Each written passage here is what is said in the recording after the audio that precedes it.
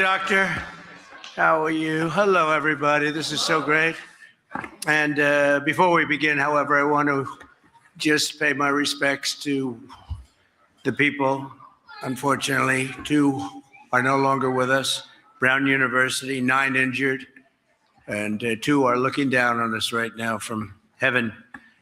And likewise in Australia, as you know, that was a terrible attack, 11 dead, 29 badly wounded. And that was an anti-Semitic attack, obviously. And I just want to pay my respects to everybody.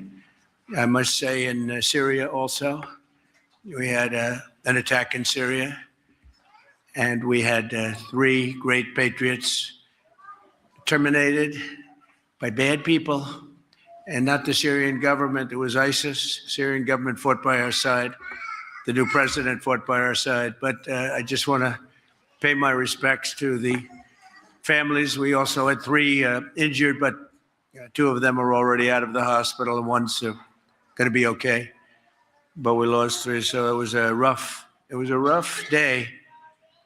But to Australia and the Prime Minister, to everybody that we know so well, we get along with so well, we have a great relationship. That's a terrible situation going on over there. Think of that. And Brown University, great school, great, really one of the greatest schools anywhere in the world. Things can happen. So to the 9 injured, get well fast, and to the families of those 2 that are no longer with us, I pay my deepest regards and respects from the United States of America. Thank you very much. It's a very important thing to say. And we mean it. I can tell you in Syria, there will be a lot of damage done to the people that did it. They got the individual person, but there'll be big damage done. And the other, supposedly, they call him a person of interest, so I'll keep it along those lines so we don't get ourselves in any trouble. But they have a person of interest at Brown.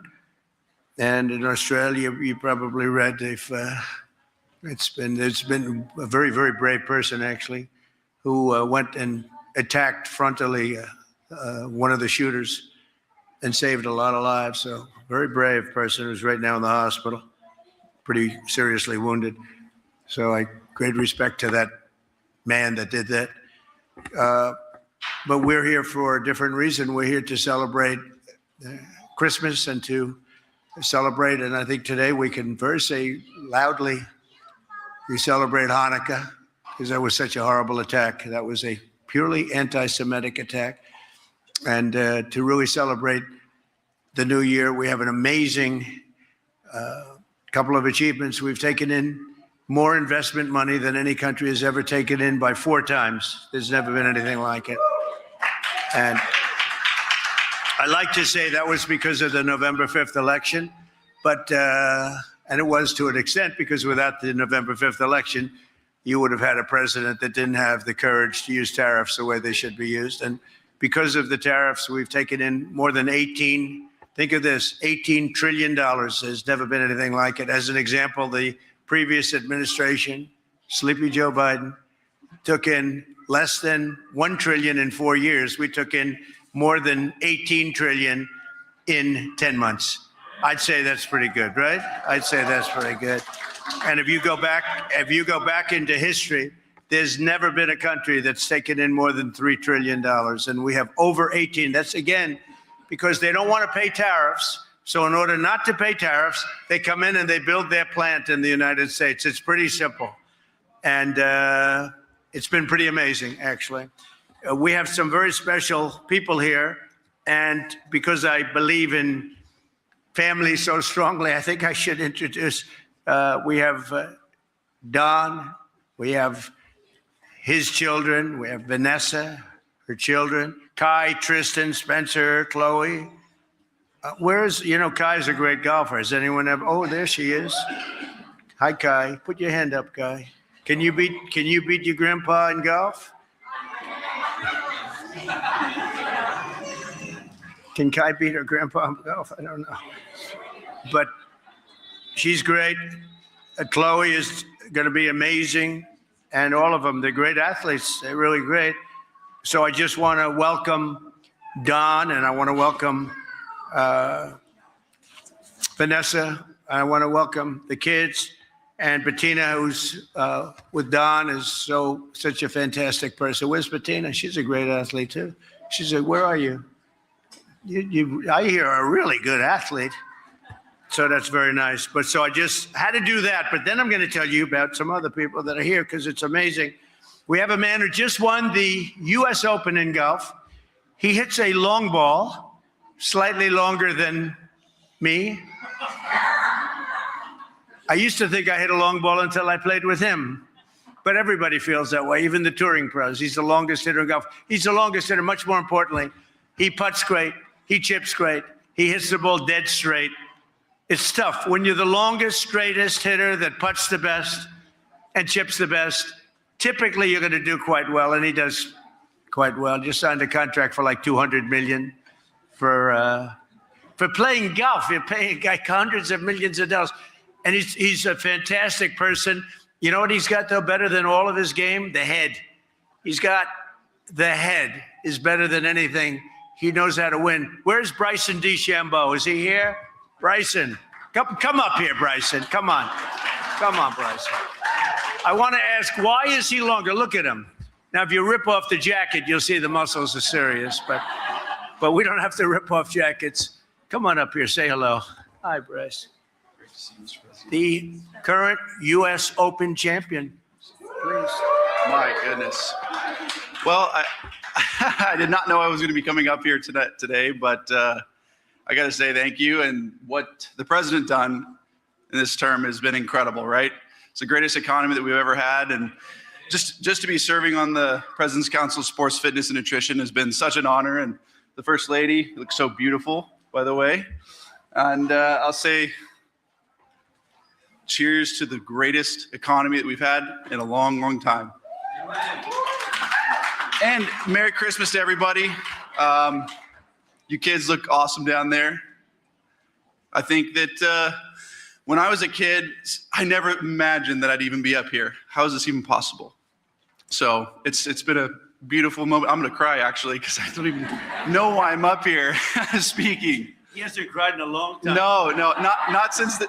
He's not a big crier. Not since the U.S. Open, but he makes other people cry. I got to tell you, what everybody's doing here is incredible for the country, and I got to thank the President of the United States. He is such an amazing human being.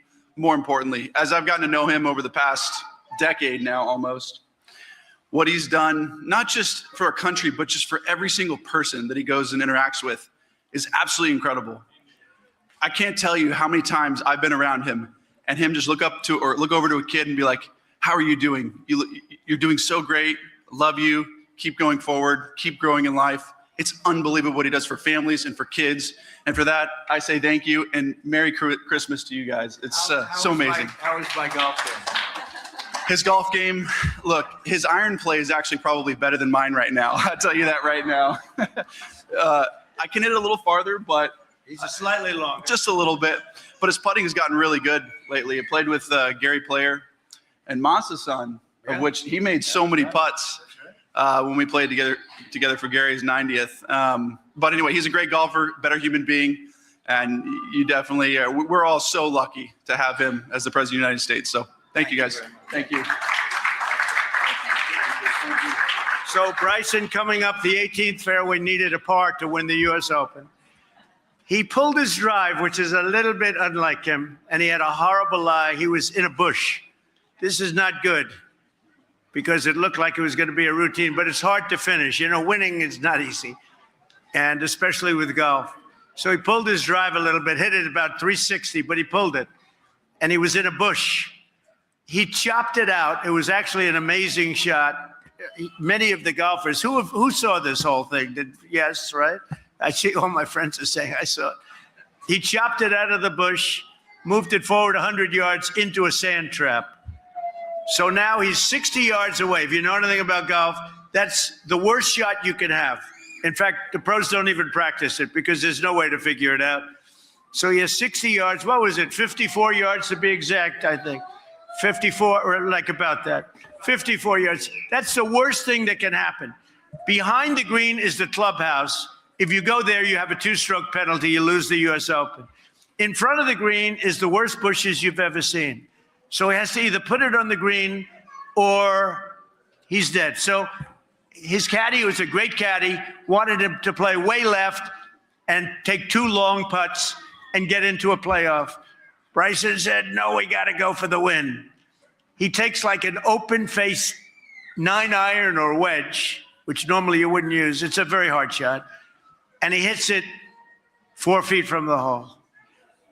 Now, for a golfer, they would say, that's not so good because they have to sink a 4-footer because they can't sink 4-footers. That guy can sink 4-footers. So he still had a 4-foot putt that broke a few inches to the right, which is considered harder than breaking to the left. He stood over the ball, hit it, went into the hole. He wins the U.S. Open. So that's called a champion's heart. So it's great to have you. You're a great champion. Won a lot of golf, U.S. Amateur, a lot of tournaments. And you know, you're just the beginning of your great. You know, your age is where they really become great. 31, 32 years old. That's when, if you look statistically, they do the best from 31, 32 to 40. Except for VJ. VJ won all of his tournaments from 40 to 50. VJ is the one unique player, right?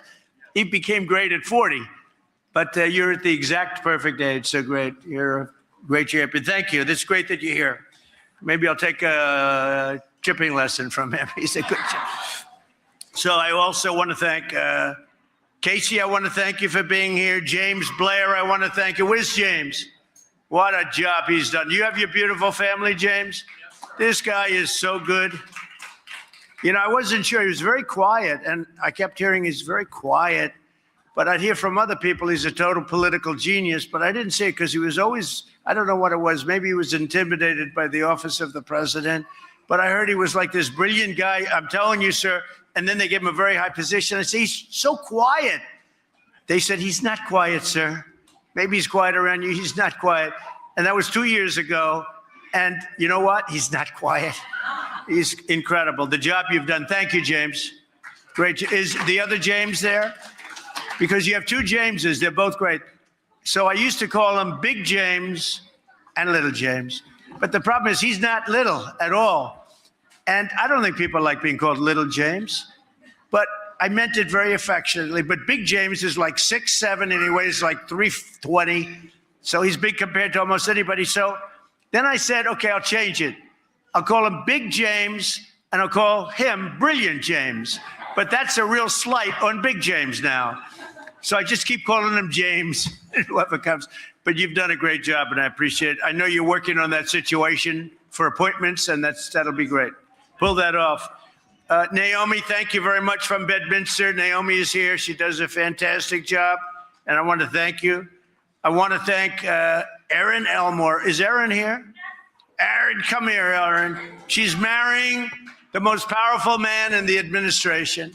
She's getting married to the great Dan Scavino. Is Dan here or is he working? He's too big. Come on up here, Erin. You think Dan has bad taste? You won't believe this. Mickey Gallagher, another great golfer, is here. He's the head pro at Bedminster, and come on up here, Erin. You know the First Lady? How are you? Nice to see you. How are you? Want to say a couple of words? Sure. Because she's a great hostess. She hosts professionally everything, and she's the best. But now she's probably gonna, let's see, is she gonna choke? No. Is she gonna be the opposite of Bryson? Go ahead, say a couple.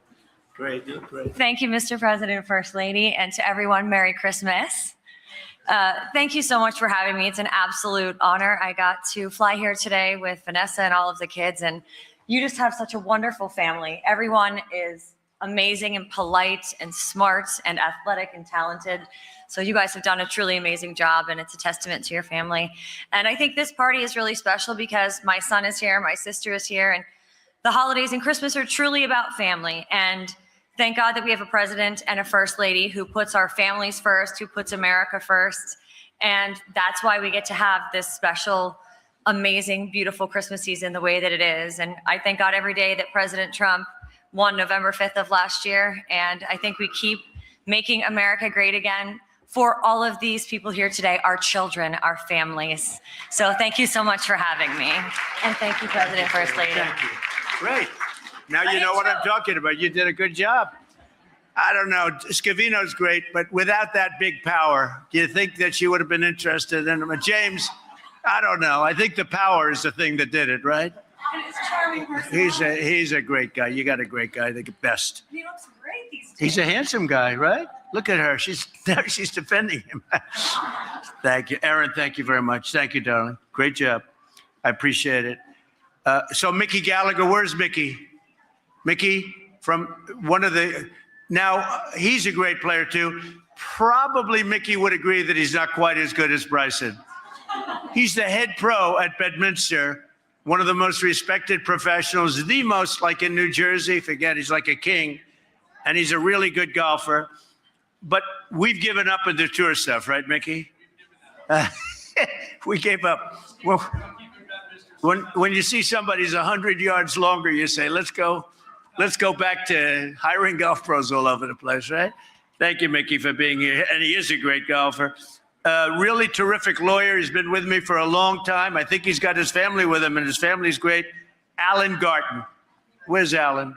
Alan, nice to see you, Alan. Boy, are we winning cases or losing? I think we're winning. I guess we're winning because here we are, right?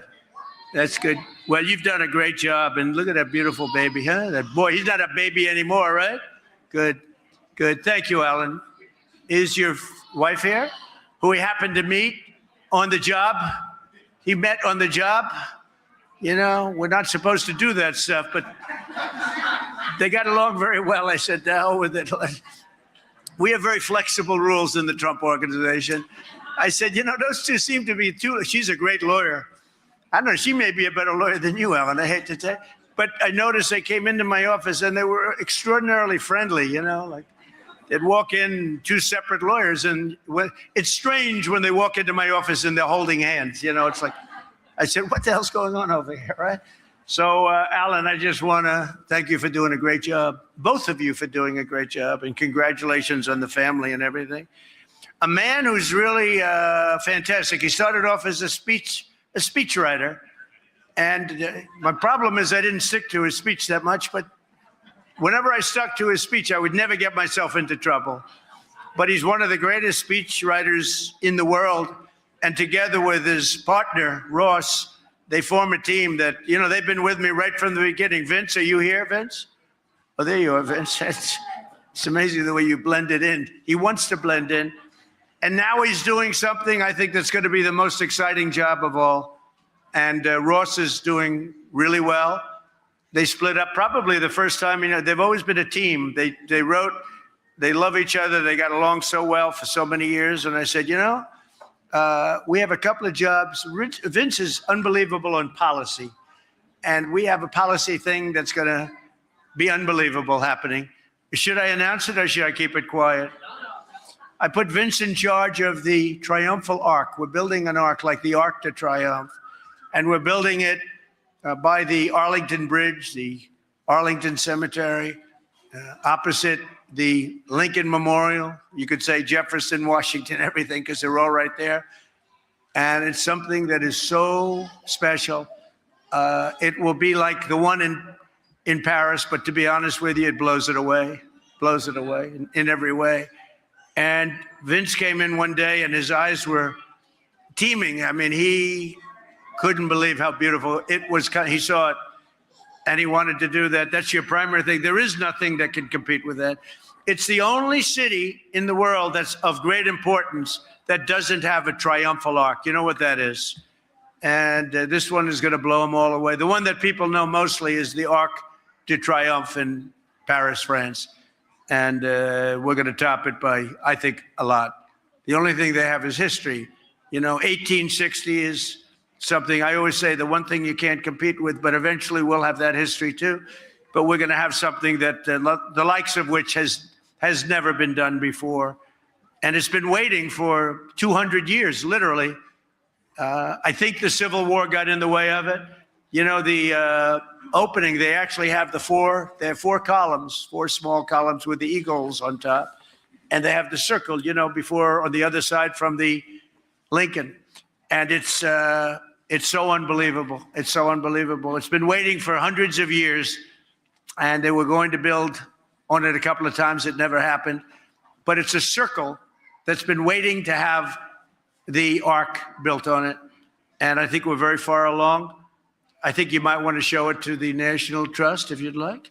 You might want to show it to a couple of people. Take a look at it, because I've always gotten really along well with the National Trust. So take a look and show it to them and start. Maybe they give you some good ideas too, okay? But I'm proud of you, and I'm really especially proud of the job you've done. From day one, he and his partner, Ross, have been writing really great speeches, and I just wish I stuck with them a little bit more often. But we go on and off those speeches, right? And I think ultimately that's the best combination, right? So one of the greatest in the world, the two of those guys, the greatest. Then we have a man who, to me, this is the most interesting story. Boy, do you look like Ivanka. Has anyone ever told you that? I'm saying, is that Ivanka? Could you just turn around for the camera? Does she look like Ivanka? It's the most unbelievable thing. I didn't want to take a chance. I say, is that Ivanka? You look just like Ivanka, which is a great compliment, actually.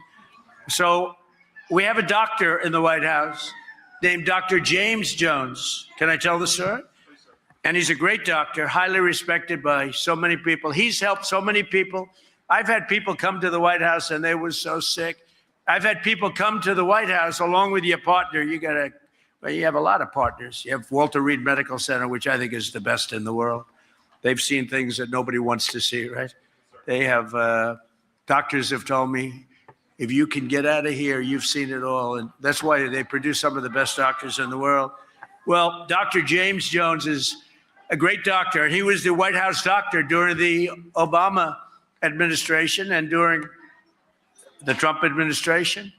And I guess during a little bit of those two, because we had somebody else named Doc Ronnie who actually got a glimpse of Obama in there too. Is that Doc Ronnie back there? No? Doc Ronnie did all three.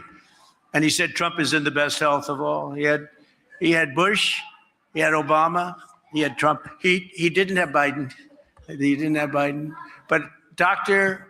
James went on a trip to Peru with the two Obama girls. They wanted to go hiking in Peru. Was it Peru? In Peru. And it's known for being a rather rough place in terms of physical creatures crawling around. 28,000 people die a year from a snake bite, a certain snake. It's a viper, right? It's said to be the most poisonous snake in the world. And he made a comment, and somebody else told him, that's very dangerous in that area to go hiking. And the guide said, oh, don't worry, we never see that snake. It's over-exaggerated, even though 28,000 people a year die. That's not over-exaggerated. Because when they lift the rice and the this and the that out of the water, they get hit. And if you get hit, it's automatic death. So he goes out and he's, in your last day, right? You're getting ready to come back. For 2 weeks, they're traipsing around in Peru. And he's got to follow them because he's the White House doctor. And he's with the two young ladies who I'll bet are nice. You actually said they were very nice young ladies, too. I'll bet they are. And final day, final 2 hours, he gets hit by a viper, right? This is a terrible Christmas story, but it's a hell of a story because I'll tell you what happened. He gets hit with a viper, and the viper missed him. It hit his jacket, a very thick jacket, and spread all of the venom all over the place. It went all over. But that wasn't good enough for the viper. The viper hit him a second time, and this time it got him on the arm. And so I think probably the only reason you made it, even though making it took him 2 years to make it, but they read him the last rites. He was gone on 3 different occasions. They thought he was dead. And, it takes only a minute. And because of Doc Ronnie Jackson, he knew, they called in, and he was at the White House, and he knew from the description and the location what kind of a snake it was. And they had the venom just in case. But the venom rarely works. It's so powerful, this snake. It's said to be the most poison. That the black mamba, the brown mamba, and the viper from Peru. You do not want to play games, okay? And I'm telling this story because my son Don, this is a hell of a, did you hear this story, Don? And so he's being read his rights and they thought he was dead 3 times, 3 different times. They carried him out, feeding him the antivenom. And over a period of months, he was unconscious for a long time, many weeks, and he made it. I asked him, how you doing today? He said, is it perfect? Look how quiet everybody is. You know, it's funny when you talk about snakes and things like that, people find it interesting. Would anybody like to go to Peru and walk around the forest with it? He says, no, thank you. No, thank you. I'll say no, thank you. But this was a real, did they ever find the snake, by the way? They did. Oh, they did find it? What did they do?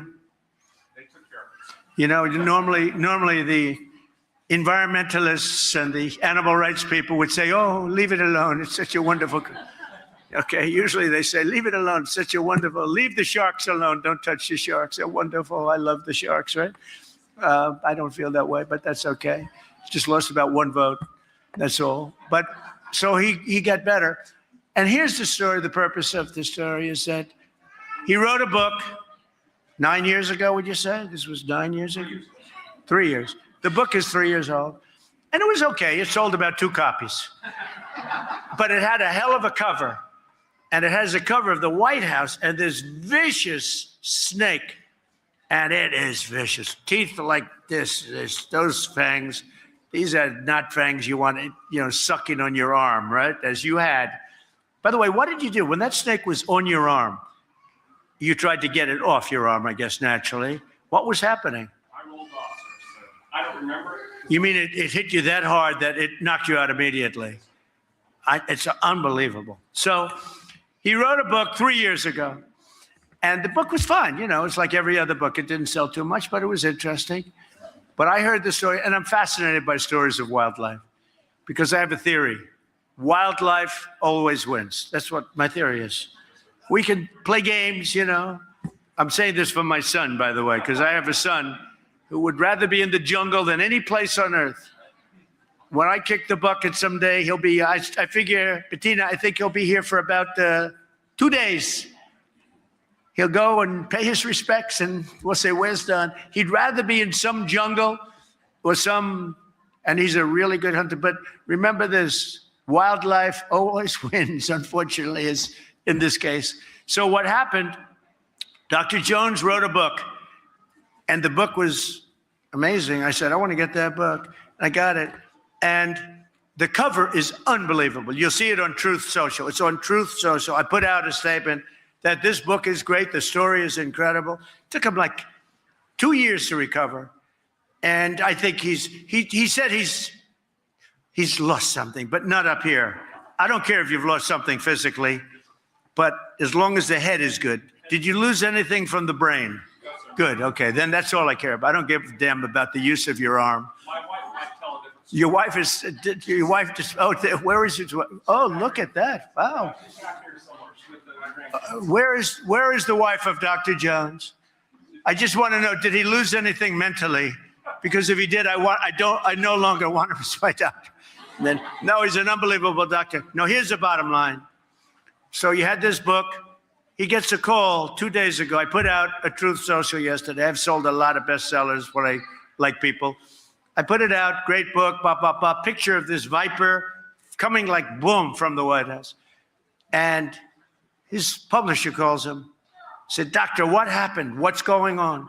He said, we're big into, did they sell 100,000? What's the number? 100,000. They sold 100,000 books. It's the #1 bestseller. Can you believe it? It's the #1 best-selling book. Can you believe that? So now you're a best-selling author. Now he can quit the White House. But anyway, he's a great doctor with that was a terrible experience. I mean, you went through hell for years, right? And the power is incredible of animals. You know, power is incredible. You got hit, and we take a lot of respect.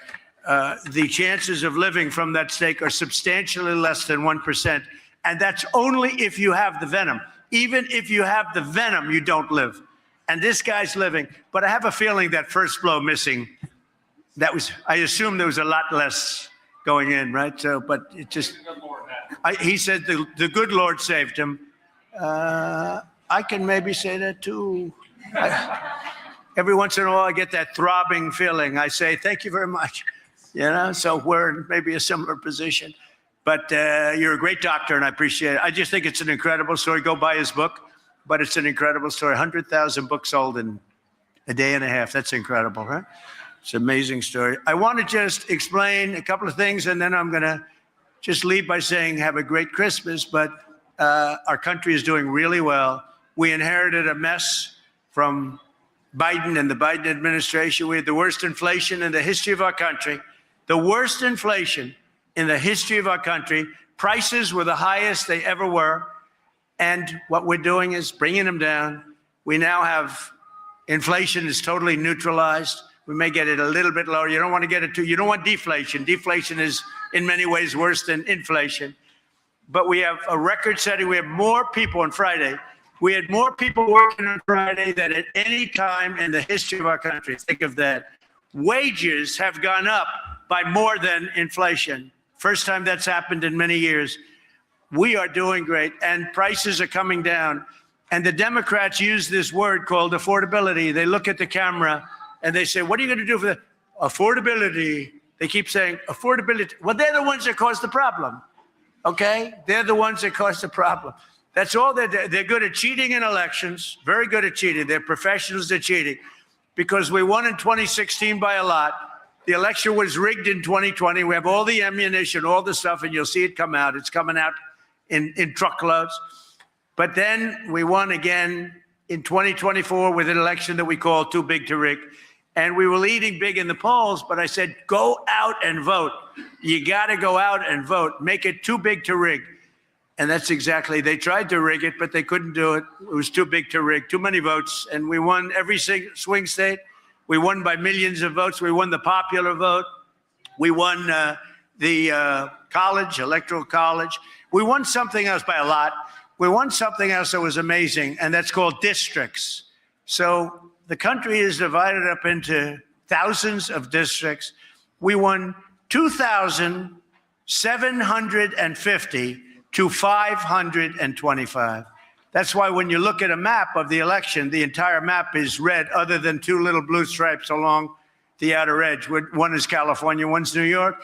And California's election, New York also, but California more than any other place is so rigged.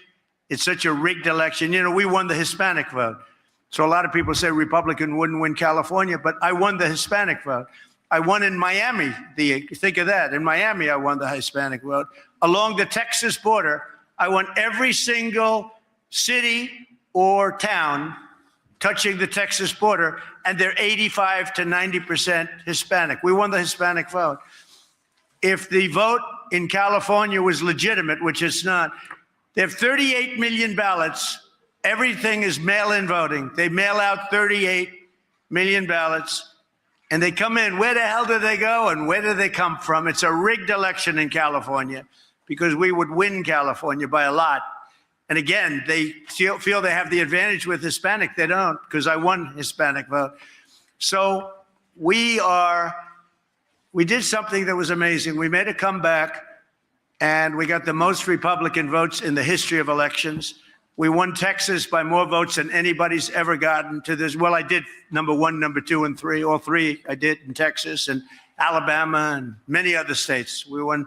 In many states, we have the all-time record for votes. And it was just a great election. This was a great election. And you had long since recovered from the viper bite, so you acknowledge that this was a great, because I said, I want that guy as my doctor. And it's true. And your partner is so great. He's such a great guy. So I just want to say this was an amazing period of time. Our country has been turned around much faster than I thought. If you would have told me that 10 months in, we would have over 18 trillion with a T, not billion, but $18 trillion coming in. And they're coming in, that's all, they're building car plants, they're building AI plants, they're building everything at a level that we've never seen, that no country has ever seen before. Now, I assume that's going to start, it's already showing up, but I assume that it's going to start showing up. I'll be picking a new head of the Fed soon. Our Fed person is absolutely, despite him, we have numbers that really nobody's ever seen, Vince, right? Despite him, we have numbers that nobody's ever seen before. We're fighting through him, and we'll soon have a good head of the Fed who's going to want to see interest rates go down. But we're fighting through higher interest rates, but the interest rates are coming down despite him. He's an incompetent person who suffers from Trump derangement syndrome, okay? It's one of those little problems. We have many of them, but we're fighting through that stuff. And we have a country that potentially is geared to have the most incredible golden years ever. We're going to have, it's the golden age. I say it's the golden age of America. When these factories and plants open up by the thousands, Toyota just announced they're going to spend $10 billion building plants to make Toyotas. So they're coming from Germany, they're coming from Japan, they're coming from Canada. Many factories are coming in because they don't want to pay tariffs. Very simple. They're coming in and they're spending they're spending hundreds of billions of dollars. Our car industry lost 58% of their capacity over the years. They went to Europe, they went to Mexico, Japan, they went all over. They went to South Korea. And now it's just the opposite. They're all coming back. We have an age that's coming up, the likes of which I don't think this country has never seen. And I just look so forward to the results. You're going to see results in 6 months to a year. I think you'll see results. We've never had anything like it. Again, there's never been any country, China, wonderful. I have a great relationship with President Xi. China's never seen it. Nobody's ever seen it. And by the way, we're leading in AI by a lot. AI is a big deal. And we're leading in AI by a lot. And the big problem was electricity. But I allow our plants, in other words, all of these geniuses that are building a $60 billion plant, I allow them to build their own electric capacity as part of the plant. And that solved the problem with the old grid. So they're able to do things that nobody thought they'd be able to do. We're getting them very fast approvals, and many of those plants are right now being built. So we have things happening like nobody's ever seen before. We have a great country. It's a great time to have Christmas. And I just want to introduce a person who's very outstanding. She is a great person, a highly respected woman. Every time I make a speech, I see signs, "We love our First Lady. We love our First Lady. They love our First Lady." What can I do? I don't like it because I think they like her more than they like me, and I am not happy about it. I am not happy. We're going to have a discussion about this. But they love our First Lady. And you know, Melania did all of these decorations, and she's gotten great reviews. The first year she did the trees, that's right. The first year one, she did the trees that were white, and they were so, snow, beautiful. And the fake news hit her hard. The next year, they were red, gorgeous red. They hit her hard. The next year, they were another color. They hit her. I said, "Baby, do me a favor. Do me a favor. Make the trees green. Let them just be green. They're so beautiful. Let them be green." Anyway, she has gotten the greatest reviews I've ever seen. And nobody has ever gotten reviews like this for the White House. I actually like the white ones better, but what am I going to... She has done a great job, and maybe I'll ask her to say a few words. She loves you all. Thank you very much. Good afternoon. Welcome to the White House. It's nice to see familiar faces. First of all, my thoughts and prayers go to the families of people who lost their loved ones around the world in this difficult time. We are celebrating here Christmas, and I'm thinking about them, what they're going through. So my heart is with them. I would like that you enjoy today the White House. It's a special place. And we have a Santa visiting today. I hope you saw him. And if not, go to visit him in the green room, the family's room, a game room. He's waiting for you. You could take pictures and maybe whisper to him what you would like to have as a present for Christmas. So enjoy the time. wishing you a Merry Christmas and a very Happy New Year, and all the best to your families. Thank you. Thank you. And I just want to say, go. You're here for a reason. It's to celebrate Christmas and all of the holidays and the success of America. But we have the best chefs here. You are going to love that food. So go and get the food. Everybody wants to come to the Christmas party. I have made so many enemies because you can only have so many. And I've made so many enemies because I'm saying, I'm sorry, we're just not able to accommodate you. I don't necessarily say it myself, but our people do. And I think it's 10-1, Vince, 10-1. The 1 gets in and the 10 don't. This is not a good, politically, this is not a good thing, but you're here. The food is phenomenal. Go eat. Merry Christmas, Happy Hanukkah, and really have a fantastic year. We're going to have a great year. Thank you very much, everybody. Thank you.